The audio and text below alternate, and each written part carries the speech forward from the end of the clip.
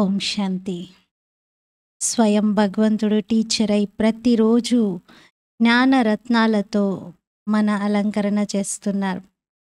ఈరోజు బాబా మురళిలో సదా సంతోషంగా ఉండాలంటే ఏం చేయాలో వినిపించారు.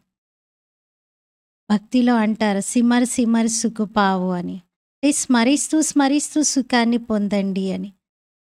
దేన్ని స్మరించాలి అది అక్కడ స్పష్టం చేయలేదు. కానీ ఇక్కడ బాబా మనకు చెప్తున్నారు, ఈ అవినాశి జ్ఞానాన్ని స్మరిస్తూ ఉండండి, సదా సంతోషంగా ఉండగలుగుతారు.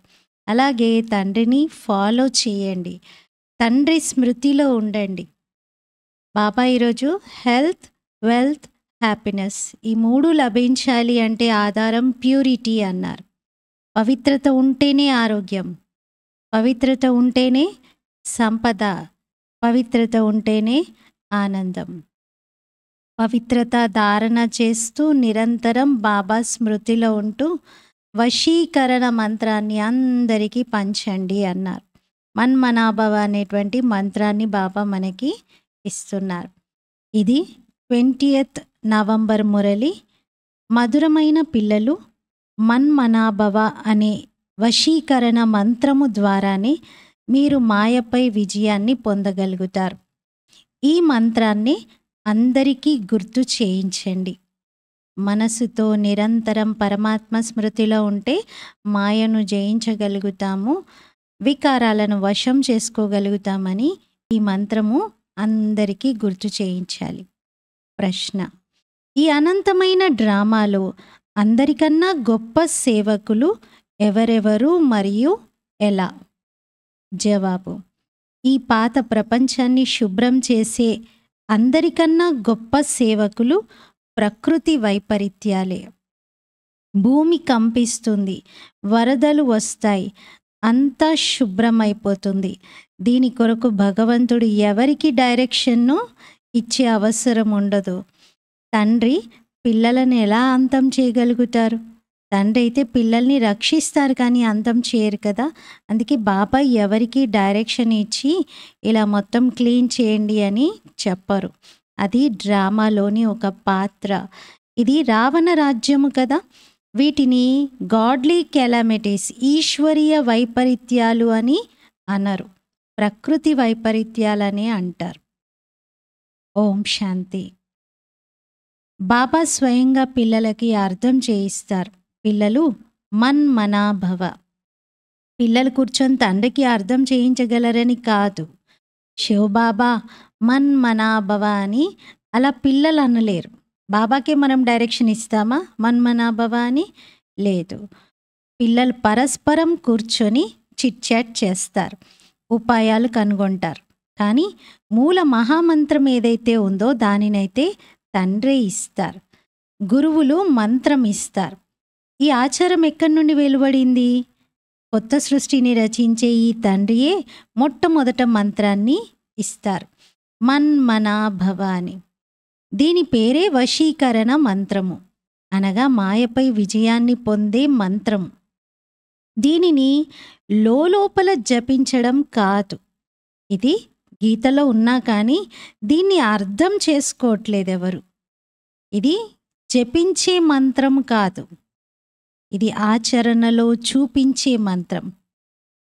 ఇది గీతా అధ్యాయం కూడా, కానీ కేవలం పేరును మార్చేశారు. ఎంత పెద్ద పెద్ద పుస్తకాలు మొదలైనవి భక్తి మార్గంలో తయారవుతూ ఉంటాయి. వాస్తవానికి వీటిని తండ్రి కూర్చొని నోటి మాటలతో పిల్లలకు అర్థం చేయిస్తారు. తండ్రి ఆత్మలో జ్ఞానం ఉంది. పిల్లల విషయంలో కూడా ఆత్మయే జ్ఞానాన్ని ధారణ చేస్తుంది. ఇకపోతే కేవలం సహజం చేసి అర్థం చేయించేందుకని ఈ చిత్రాలు మొదలైనవి తయారు చేయబడతాయి. పిల్లలైన మీ బుద్ధిలోనైతే ఈ జ్ఞానమంతా ఉంది. తప్పకుండా ఆది సనాతన దేవీ దేవతా ధర్మం ఉండేది. అప్పుడు ఇంకే ఇతర ఖండము ఉండేది కాదని మీకు తెలుసు. ఆ తర్వాత ఈ ఖండాలన్నీ మొదలయ్యాయి. కావున ఆ చిత్రాన్ని కూడా ఒక మూల పెట్టి ఉంచాలి. ఆ చిత్రంలో మీరు భారత్లో వీరి రాజ్యం ఉన్నప్పుడు ఇంకే ధర్మము ఉండేది కాదు అని చూపించాలి. స్వర్గం యొక్క చిత్రం. ఇప్పుడైతే ఎన్ని ధర్మాలు ఉన్నాయి? ఇక తర్వాత ఇవేవీ ఉండవు. ఇది బాబా ప్లాన్. పాపం వారికైతే ఎంత చింత పట్టుకొని ఉంది. ఇది పూర్తిగా యథార్థమేనని పిల్లలైన మీరు అర్థం చేసుకుంటారు. తండ్రి వచ్చి బ్రహ్మ ద్వారా స్థాపన చేస్తారని వ్రాయబడి కూడా ఉంది. దేనిని స్థాపన చేస్తారు? కొత్త ప్రపంచాన్ని. జమునా నది తీరాన రాజధాని ఉంటుంది. జమునా నది తీరమున రాజధాని ఏర్పడుతుంది. అక్కడ ఒకే ధర్మం ఉంటుంది. వృక్షం చాలా చిన్నగా ఉంటుంది. అంటే అక్కడ జనాభా తక్కువ. ఈ వృక్షం యొక్క జ్ఞానాన్ని కూడా తండ్రే ఇస్తారు. చక్రం యొక్క జ్ఞానాన్ని ఇస్తారు. సత్యయుగంలో ఒకే భాష ఉంటుంది. ఇంకే భాష ఉండదు. ఒకే భారత్ ఉండేదని, ఒకే రాజ్యం ఉండేదని, ఒకే భాష ఉండేదని మీరు నిరూపించవచ్చు. ప్యారడైజ్లో సుఖశాంతులు ఉండేవి. దుఃఖపు నామరూపాలు కూడా ఉండేవి కావు. ఆరోగ్యము, సంపద, సంతోషము అన్నీ ఉండేవి. భారత్ కొత్తగా ఉన్నప్పుడు ఆయుష్ కూడా చాలా ఎక్కువగా ఉండేది. ఎందుకంటే పవిత్రత ఉండేది. పవిత్రతలో మనుషులు ఆరోగ్యంగా ఉంటారు. అపవిత్రతలో మనుషుల పరిస్థితి ఎలా అయిపోతుందో చూడండి. కూర్చొని ఉండగానే అకాల మృత్యు జరుగుతుంది. యవ్వనంలో ఉన్నవారు కూడా మరణిస్తారు. దుఃఖం ఎంత ఉంటుంది? అక్కడ అకాల మృత్యువులే ఉండవు. పూర్ణాయుష్ ఉంటుంది. వృద్ధాప్యం వరకు ఎవరూ మరణించరు. పూర్ణాయుష్ సత్యయుగంలో. ఇక్కడైతే అకాల మరణాలు. ఎవరికి అర్థం చేయించినా సరే ఇది బుద్ధిలో కూర్చోబెట్టాలి. అనంతమైన తండ్రిని స్మృతి చేయండి. వారే పతిత పావనుడు, వారే సద్గతి దాత. మీ వద్ద ఆ మ్యాప్ కూడా ఉండాలి.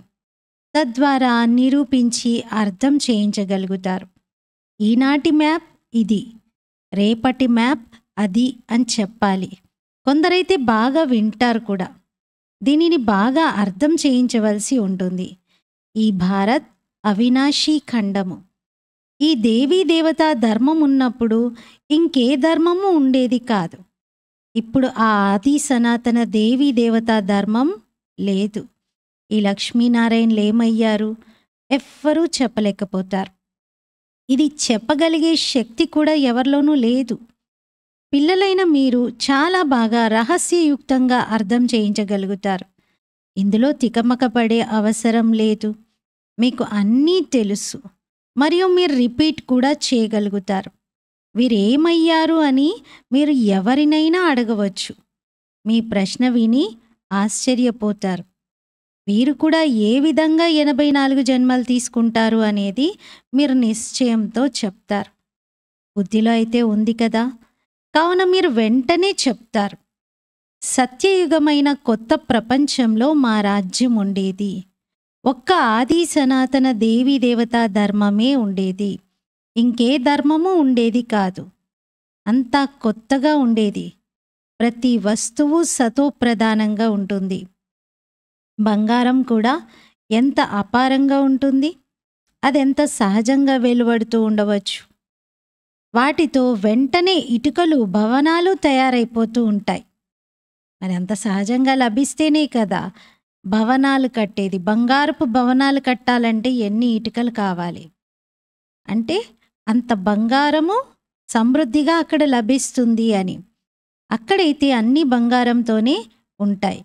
గనులన్నీ కొత్తగా ఉంటాయి కదా. అక్కడ ఇమిటేషన్ ఏవి ఉండవు.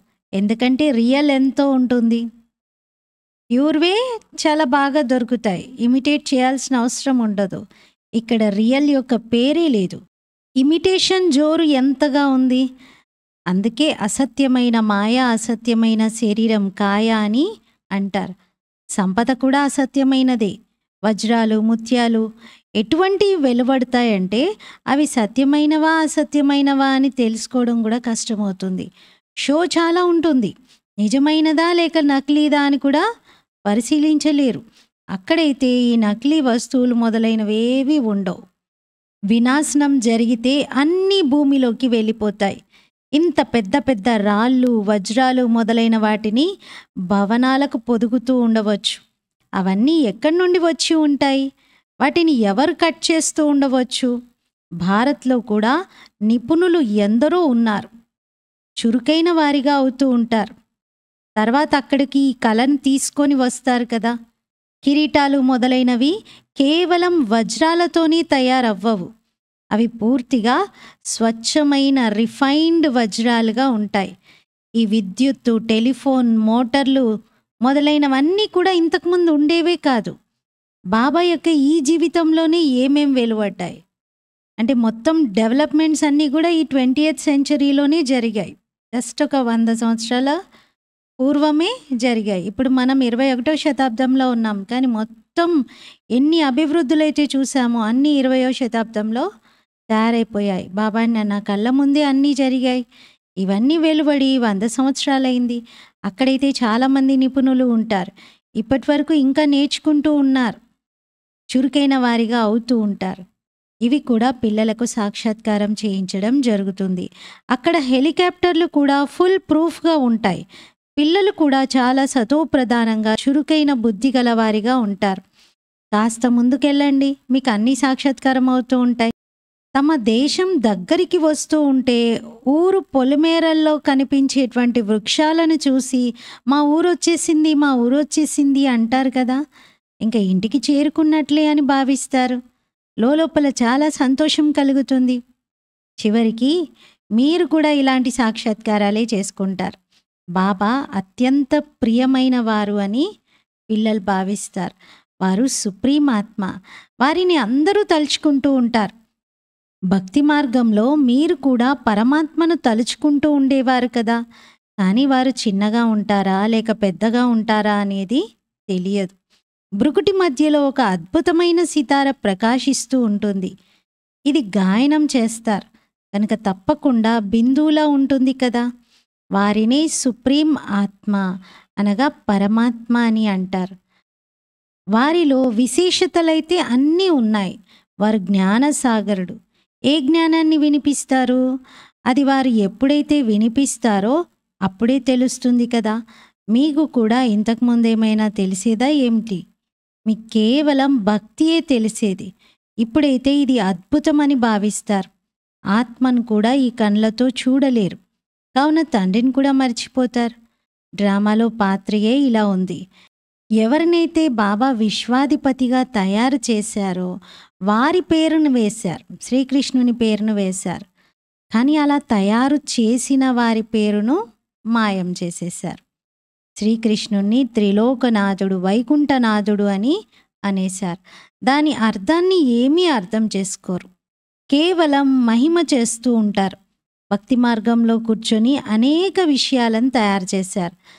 భగవంతునికి చాలా శక్తి ఉంది అని, వారు వేల సూర్యుల కన్నా కూడా తేజోమయమైనటువంటి రూపం కలవారు అని, వారు కావాలనుకుంటే అందరినీ భస్మం చేయగలరని కూడా అంటారు.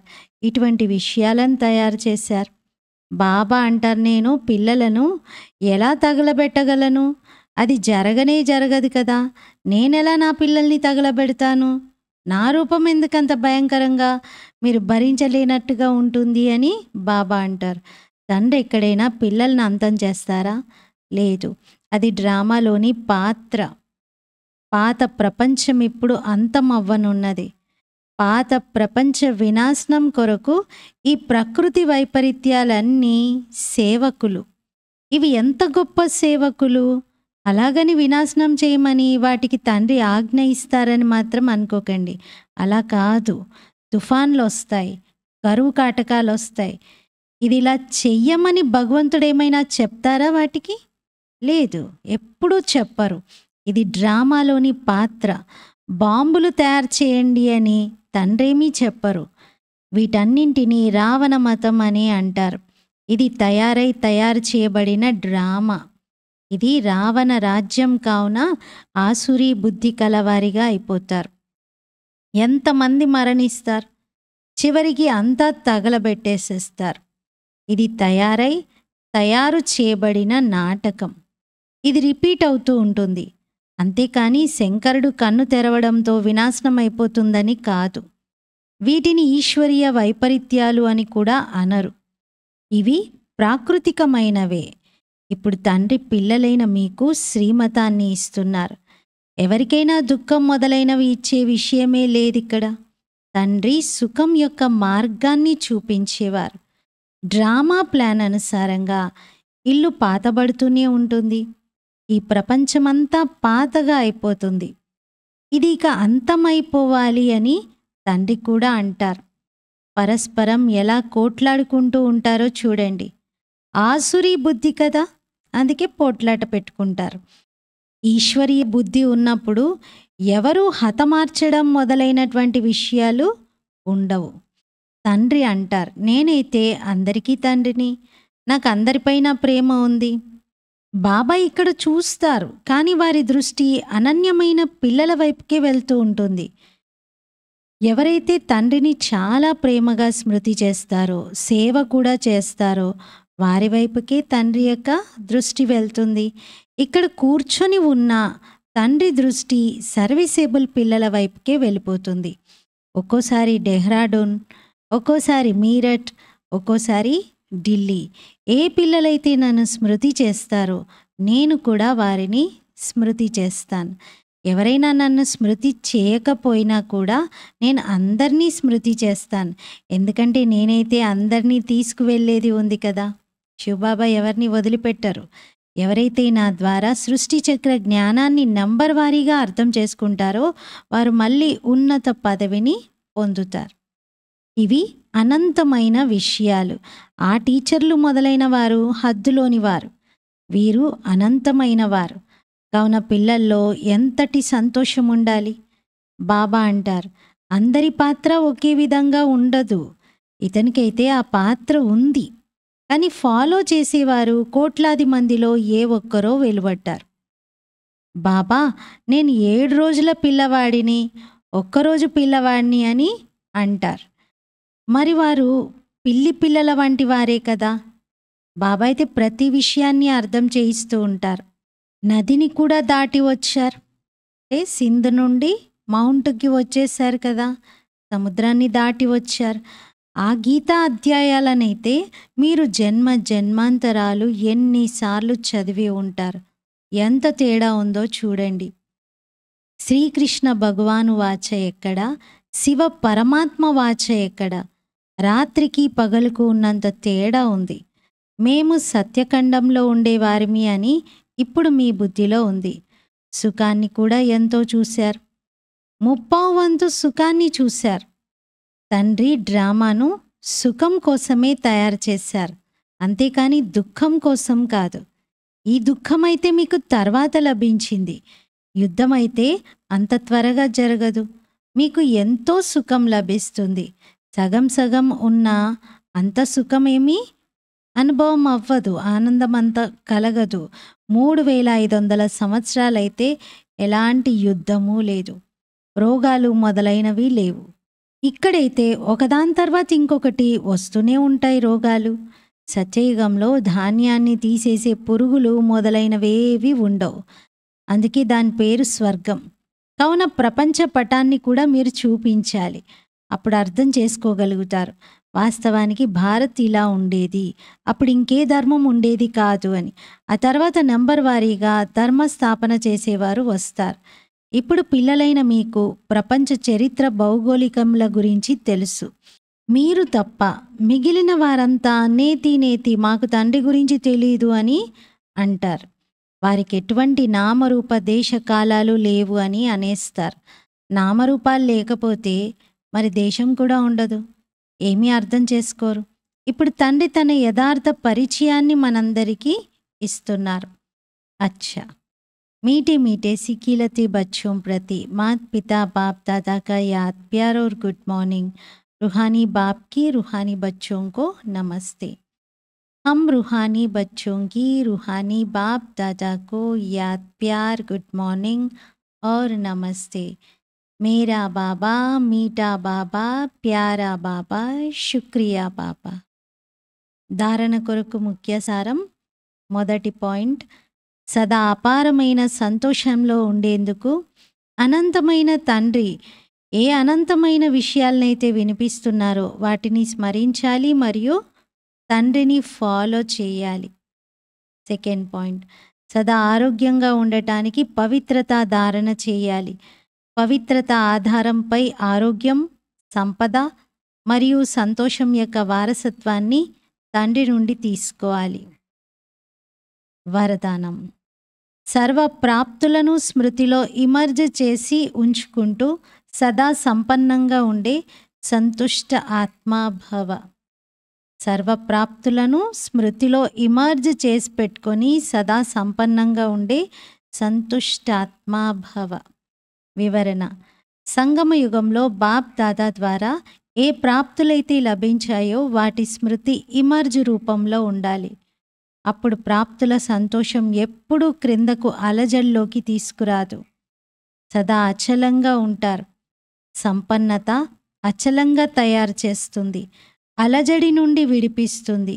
ఎవరైతే సర్వప్రాప్తులతో సంపన్నంగా ఉంటారో వారు సదా రాజీగా, సదా సంతుష్టంగా ఉంటారు. సంతుష్టత అన్నింటికంటే పెద్ద ఖజానా. ఎవరి వద్దనైతే సంతుష్టత ఉంటుందో వారి వద్ద అన్నీ ఉంటాయి. వారు పొందాల్సినదేదో నేను పొందేశాను, పానాత సో పాలియా అనే పాటను పాడుతూ ఉంటారు. స్లోగన్: ప్రేమ అనే ఊయలలో కూర్చున్నట్లయితే శ్రమ అనేది దానికదే దూరమైపోతుంది. ప్రేమ అనే ఊయలలో కూర్చున్నట్లయితే శ్రమ అనేది దానికదే దూరమైపోతుంది. ఈరోజు స్వమానము: నేను సంతుష్ట ఆత్మను. నేను సదా సంతుష్ట ఆత్మను. ఓం శాంతి.